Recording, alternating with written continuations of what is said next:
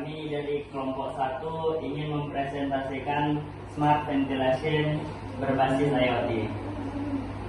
Untuk anggota-anggotanya, pertama saya Diki yang pertama, Saya Raffi Rapadi.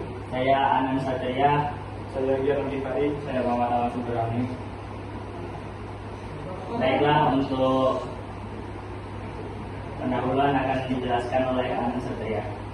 Latar belakang UMKM Kreatif Potlot menggunakan mesin laser CNC CO2 sehingga proses produksi menghasilkan asap, bau kimia, dan VOCs.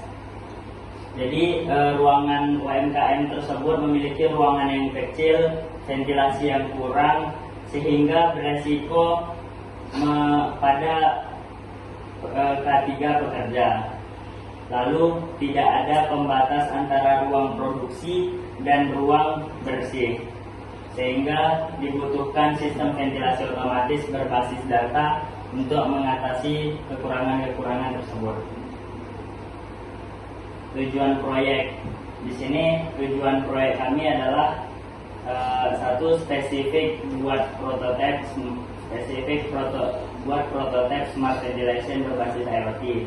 2, terstruktur, tingkat polutan dapat dibantu dalam PPM. 3, scalable, menggunakan ESP32 plus sensor gas. 4, relevan, menambah keselamatan dan kenyamanan pekerja. 5, time bound, prototipe selesai dalam 8 minggu. Ruang lingkup. 1, rancang alat smart ventilation otomatis. 2, monitoring via IoT dashboard. 3, integrasi sensor gas suhu kelembapan. 4, tidak termasuk sistem HFAC besar. 5, kontrol kipas exhaust otomatis. 6, tidak mencakup seluruh area pabrik besar. Stakeholder utama. 1, pekerja UMKM Kreatif Potlot. 2, pemilik UMKM mitra proyek. 4, 3, tim pengembang smart ventilation. 4, dosen pembimbing.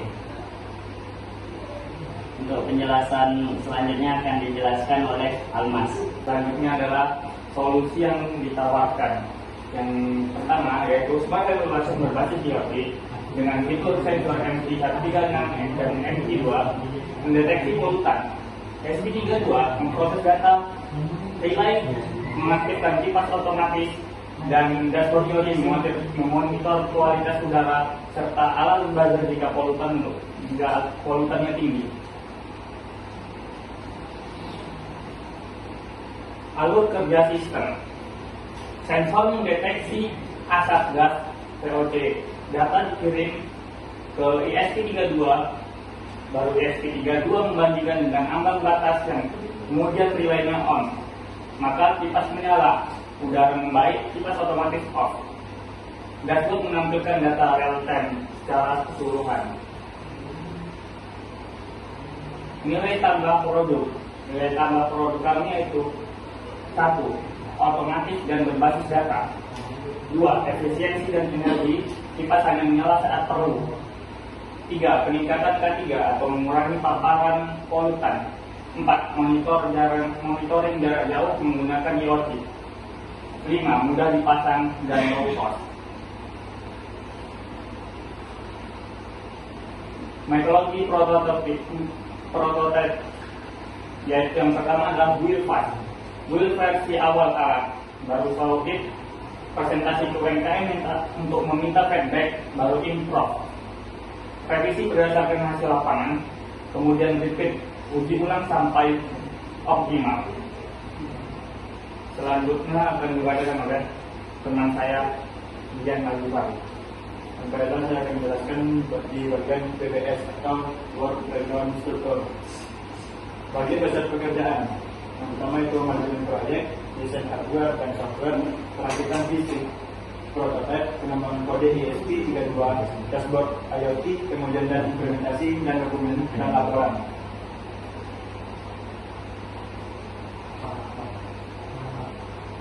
Timeline proyek itu minggu pertama sampai minggu kedua itu kami melakukan analisis dan desain. Minggu ketiga sampai minggu ke-6 kami melakukan perakitan dan coding. Minggu ke-7 sampai minggu ke-15 itu pengujian dan implementasi. Dan minggu ke-16-nya itu laporan dan serah terima. Selanjutnya itu komponen yang digunakan. Yang pertama itu ESP32, sensor MT135 atau MT2, kemudian sensor DHT22, relay 5 volt, kipas exhaust LCD I2C, buzzer, breadboard, dan kabel jumper, dan box cartridge untuk sementara. Selanjutnya akan dijelaskan oleh Nafi. Baiklah, di sini saya akan menjelaskan tentang kerjasama antara kami dengan UMKM Podcast, yaitu di sini ada beberapa inti utama, itu pengembangan pemasangan alat, akses lokasi uji coba itu langsung ke tempat mitra kami, evaluasi hasil dari produk yang kami buat, lalu kerahasiaan data antar dua pengusahanya. Masa berlaku yang punya algoritma itu sekitar 5 bulanan selama produk kami masih berjalan.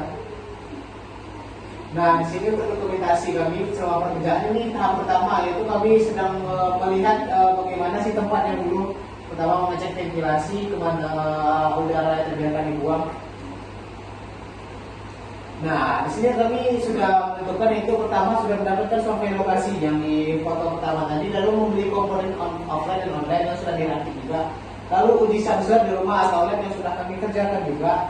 Lalu penyusunan logbook dan pembagian tugas ini juga sudah selesai. Lalu pengujian komunikasi I2C dan LCD ini juga sudah dikerjakan dan berhasil.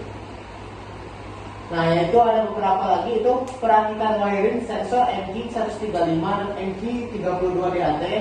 Lalu uji respon sensor terhadap asap kertas atau gas segala macam. Lalu uji buzzer alarm, apakah alarm ini berbunyi jika ketrigger adanya asap dari kertas ataupun gas, yaitu penyambungan awal ke relay dan kipas.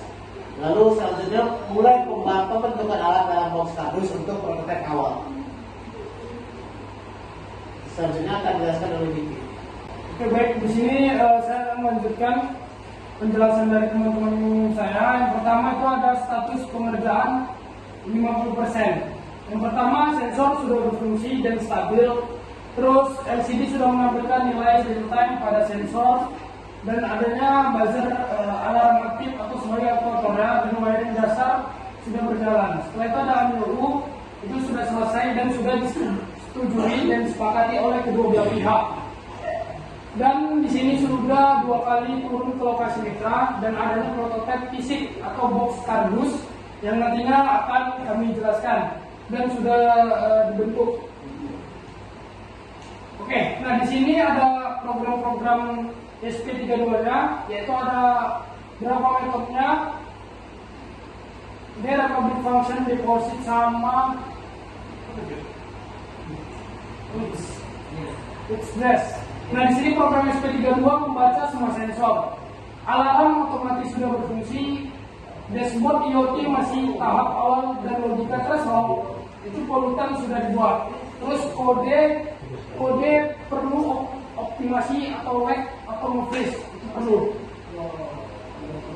Nah, kendala dan solusi. Untuk kendalanya sendiri, di sini kabel jumper tuh banyak yang rusak. Terus keterbatasan dari stok alat yang ada di toko offline, dan ETC atau tidak terdeteksi, dan adanya GPO SP32 yang kurang. Nah, untuk solusinya sendiri, ini kami beli komponennya secara online dan menggunakan ETC scanner untuk mencoba mendeteksi alamat dari ETC itu sendiri. Nah, yang ketiganya adalah menggunakan breadboard sebagai GND tambahannya, karena GND pada SP32-nya itu kurang gitu, cuman 2 pot saja. Dan yang keempat nih, ganti kabel jumper yang error. Nah, ini dokumentasi pada progres kami. Di sini saya melakukan sebuah desain pada boxnya, termasuk pengeleman, terus ada pensolderan, dan ada penempatan pada breadboard, terus wiring dan lain sebagainya. Nah, ini rencana pengembangan selanjutnya. Untuk rencana pengembangan selanjutnya, itu kami merangkum beberapa ide. Yang pertama itu, kami itu harus merapikan wiring untuk rencana pengembangan selanjutnya. Terus optimasi kode SP32, kami akan mengoptimasikan kodenya itu agar lebih ringan lagi, lebih efisien lagi ketika digunakan. Nah, yang ketiga itu adalah pembuatan enclosure akrilik. Di sini kami menggunakan akrilik agar si alat sensor-sensornya itu dapat bertahan lama untuk jangka waktu yang panjang gitu. Yang keempat adalah pemasangan di lokasi UMKM. Dan yang kelima itu adalah pengujian real time di ruangan produksi. Kami nanti akan turun sendiri ke alat atau akan turun sendiri ke lokasi UMKM tersebut untuk melakukan pengujian real time, baik itu dari waktunya, hari dan lain sebagainya. Nah, selanjutnya ada evaluasi data ppm, yaitu data ppm adalah data yang dihasilkan dari sensor gas sendiri. Kemudian terakhir itu adalah pembuatan dashboard IoT final. Jadi kesimpulannya, yaitu proyek itu berjalan sesuai dengan rencana dan sudah mencapai 50% pengerjaan. Terus untuk software sendiri itu berada pada tahap 10-25%, dan itu sedang kami kembangkan lagi. Untuk MOU-nya sendiri itu sudah selesai, sudah disepakati antara kedua belah pihak, yaitu kami dengan pengusaha UMKM-nya, dan mengimplementasikan di lapangan siap dilakukan. Yang kelima adalah alat siap diuji pada fase berikutnya. Oke, sekian dan terima kasih. Assalamualaikum warahmatullahi wabarakatuh. Di sini kami berdua ingin menjelaskan hasil progres pengerjaan kami, yaitu sebanyak 50%. Nah, ini hasil proyek yang telah kami buat. Nah, di sini ada instruksi dan di sini ada saklar juga. Ini merupakan sensor DAT11-nya, ini adalah sensor MP7-nya, dan ini adalah untuk kipas exhaust-nya. Dan untuk tampilan dari box-nya sendiri, kami itu masih menggunakan kardus gitu. Karena kan masih 50%, jadi kami menggunakan kardus. Nah, untuk 100% nanti kami berencana menggunakan sejenis kayak akrilik gitu. Nah, terus ada aktuatornya. Di sini aktuatornya ada ini buzzer di dalam boxnya itu ada buzzer. Terus ini ada lampu LED. Kami menggunakan dua, warna biru dan warna merah. Jika dia terdeteksi aman, tidak ada gas, dan itu kondisi suhunya stabil, maka dia akan lampu warna biru. Nah, jika dia terdeteksi adanya gas atau VOC dan gas berbahaya sejenisnya, dia akan terdeteksi merah gitu. Nah, untuk saklar sendiri dia fungsinya untuk menghidupkan atau matikan kipas, dan untuk menghidupkan matikan kipas juga sudah otomatis dari codingan SP32-nya. Ini akan kami uji coba langsung. Di sini saya akan mendemonstrasikan bagaimana sensor MP7 yang berguna untuk mendeteksi adanya asap dan gas bekerja.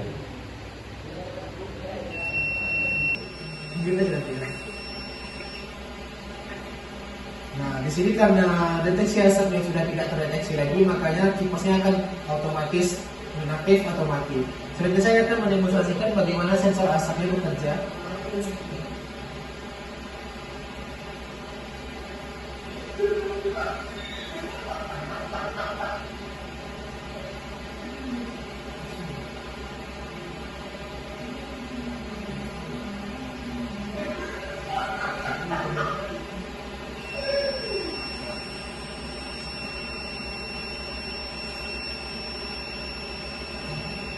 Nah, jadi di sini kipasnya sudah bernyala, yang mendeteksi adanya asap dan gas tadi. Nah, jadi untuk DAT11 sendiri, jika sedikit pun dia akan terdeteksi adanya asap, maka dia tetap lampu itu akan menyala itu merah. Jadi si DAT11 ini dia sensitif sekali terhadap adanya asap-asap yang berbahaya gitu. Baik itu dari hasil pembakaran, dari hasil pembakaran, asap rokok, asap kendaraan dan lain sebagainya. Jadi seperti itu.